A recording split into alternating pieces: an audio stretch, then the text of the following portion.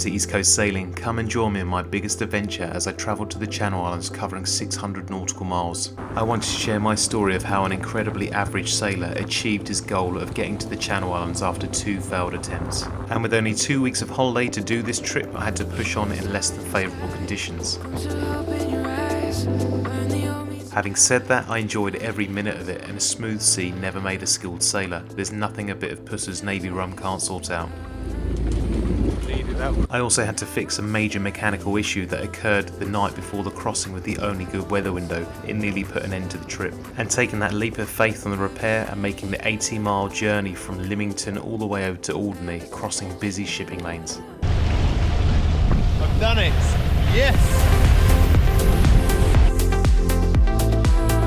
I'm sure fellow sailors can understand, but sometimes we plan these trips and when you arrive there it's slightly underwhelming, but as I arrived in Alderney I could tell this was a special place. There was miles of unspoiled coastline and empty beaches with golden sand and gin clear seawater. I also bumped into another group of sailing YouTubers who were having mechanical issues who were stuck on the island, and I followed this channel for a few years from outside your zone. It's safe to say we all hit it off and had a really good time, but the rum never stood a chance. We even went to catch fresh crabs, fresh fish, and managed to cook it all up on the beach in Alderney, which is a memory I'll never forget.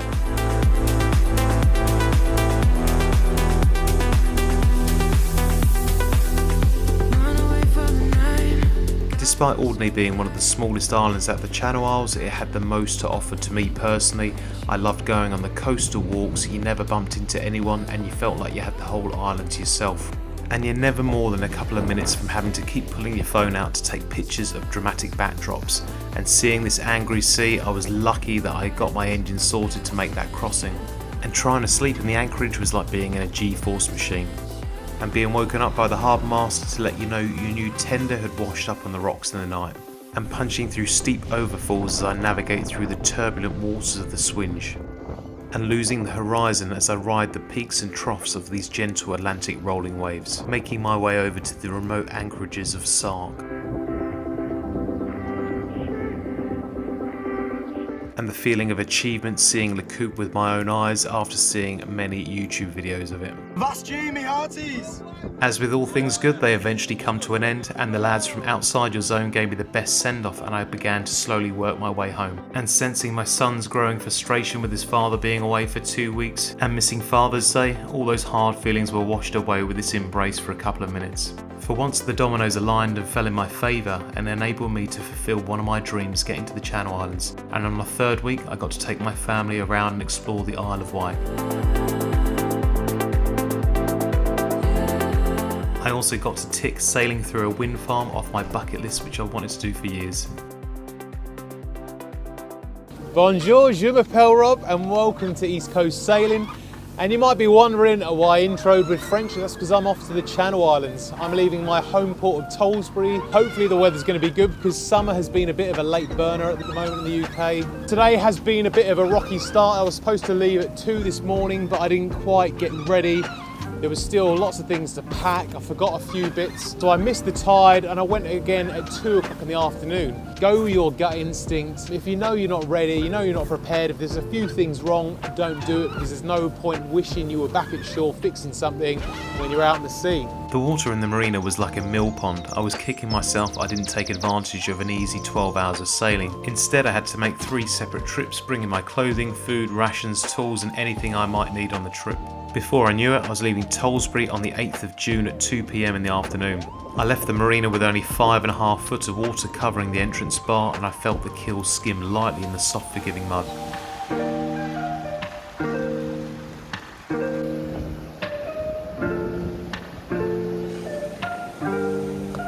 Ivania cruised along effortlessly at 8.5 knots over ground. These speeds were unfathomable compared to my last boat. It was 50% quicker. The realisation of the amount of ground I'd be able to cover was quite exciting. Despite checking all the weather forecasts, it made no mention of these strong winds I was about to encounter. My 6 senses were tingling, so I decided to roll in the furling genoa at the front and put a single reef in the main.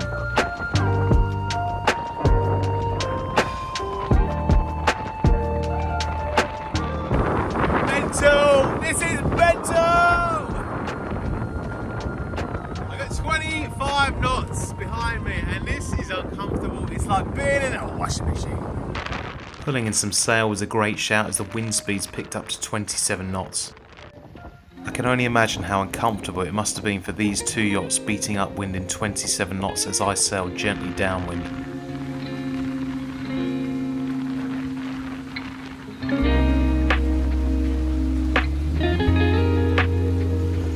Luckily I was only out in these kind of conditions for 2 hours as everything started to settle. And if you're wondering what that squeaky annoying noise is, that's my autopilot that needs a little bit of lubricant on the drive belt. Now rest assured, this part of the leg is always the most bland. There's not a lot to see because you're not near any coastline, you're quite far offshore, and there's only buoys, sea, wind farms and seagulls to see. I'm going past the Gunfleet wind farm just opposite Clacton now. We're probably about 12-13 miles into the journey, and I'm just either going to tuck into Ramsgate or Dover. Hopefully I can just crawl in before it starts to get dark, and luckily I've moved my holiday forward earlier because I normally go in August, but we're getting full daylight hours now. I just want to say a massive thank you to everyone who subscribed. We've nearly hit 600. I just want to say a special thank you to Chris, who actually bought me my first beer on Buy Me a Coffee. The link's in the description, so anyone who does buy me a beer, I'm going to write their name on a bottle as well as whatever message they have, and it will feature in it will feature in an episode, not every episode, all right? Thank you, Chris, from the Orwell area for buying this beer. Well needed. I'm gonna try and get to the destination quite quickly because I've explored a lot of the marinas. I want to get to somewhere new, and the Channel Islands is somewhere I've never been before. It's my third attempt because last year the weather was absolutely terrible, and then the year before I got to the Needles, but I spent so much time in Dover and other ports where I was winded off. I just wouldn't have had time to go across, enjoy it for 3 or 4 days, and then kind of come back. We're on a bigger boat this year. We're on a Veneto Oceana's 343, which I spent the last 4 or 5 months doing it up when it's been on the hard standing. I was now crossing the Thames estuary, which is a challenging stretch of water to navigate. There's heavy shipping, fast moving tides and lots of obstructions and moving sandbanks which change every year. The Thames estuary contains many hidden gems such as these abandoned World War II forts and the unstable wreck of the Richard Montgomery, which has 6 tons of explosives on board. So if you'd like to learn a little bit more, check out the Forts and Explosive Wreck video I produced. Ah, glorious sunshine. Where have you been all day?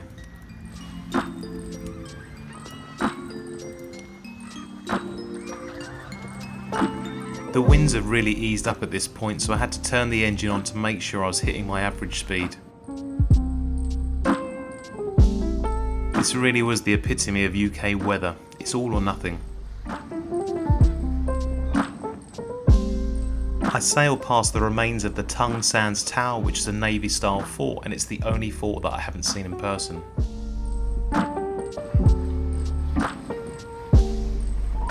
Having safely navigated through all the sandbanks, I turned the autopilot on and sat at the front of the boat to unwind to get away from the sound of the engine.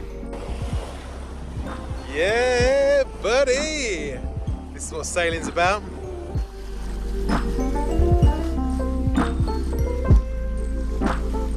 The highlight of this leg is going through this anchorage in between Northforelands and Margate, because you can get as close to the anchored ships as you dare, and you can probably scope out the ship that's going to mow you down when you're crossing the English Channel.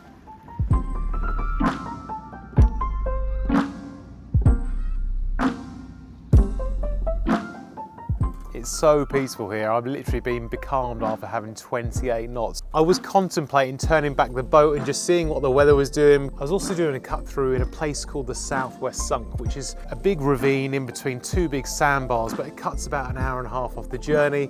And trying to do that when it was 28 knots of wind, you know, I had seas of 1.5 meters, it just lifts the boat up and picks it down, and if you do that routing through there incorrectly, the boat is just going to get slammed down on firm sand. Always the worst part of the journey for me. You're very far away from any land. It's a really dangerous bit of water. No one's around there to help you. So as soon as I got through there and then I could see the tip of Margate and Northforeland, I felt really good, really confident. And then the sun's come out as well, so it's just all coming together.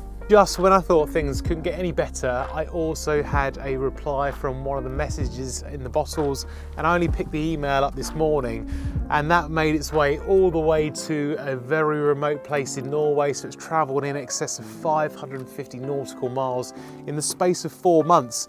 And the lady sent a picture of the children who found it at the beach, and it made their day. That's a really nice way. I thought it was a good omen for this trip. Broadstairs is just on the right and it's a really lovely place to visit. I decided to push on past Ramsgate as I had the tide running with me and I was making very good progress at this point.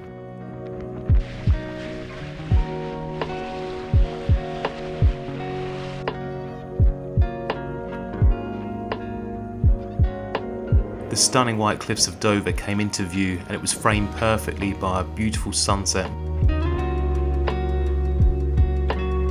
Right, so I've got to radio through to Dover VTS to get permission to go in the harbour entrance. I'm coming over from the Eastern Gateway and then I'll be traversing along the Knuckle Wall where I'm going to ring up Channel 80 to speak to the Marina.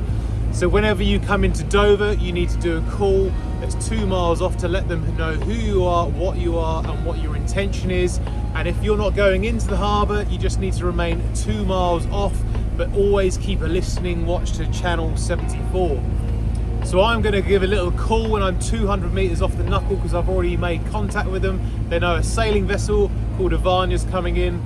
Currently we've got a red light, but that will turn green as soon as I've been given permission to go through the entrance, and that will conclude today's leg.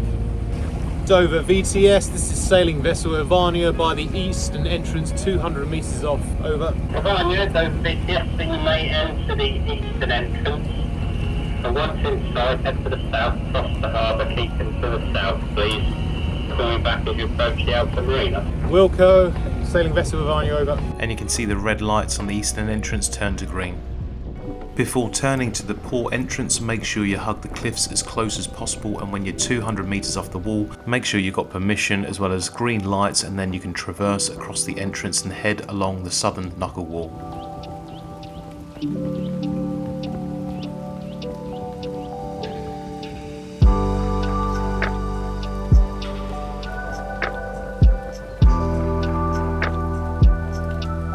In the safety of the harbour wall, I put the autopilot on and began putting out the fenders because it's quite a long stretch of wall. I pulled into Dover at 9:30 in the evening, covering 58 nautical miles in 7.5 hours, so that gave me an average speed of 7.7 knots, which is pretty respectable. I couldn't help but notice the slight architectural oversight where the walkways overhang the marina, which would easily take off your mast, and that is why they put chains and buoys down to make you aware of it.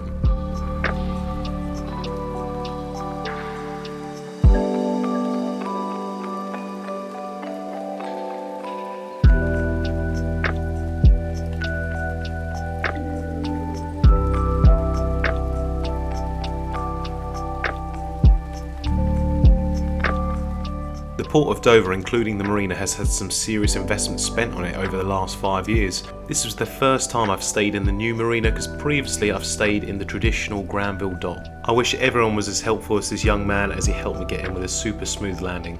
It was time for some well-deserved rest because I had to be up early at 3:30 in the morning to head towards Eastbourne for a seriously windy sail. Thanks for watching East Coast Sailing, and if you've enjoyed today's episode, please hit the like button, subscribe to the channel and turn on notifications to get the latest episodes. Come and join us as I travel from Dover to Eastbourne for a seriously windy sail.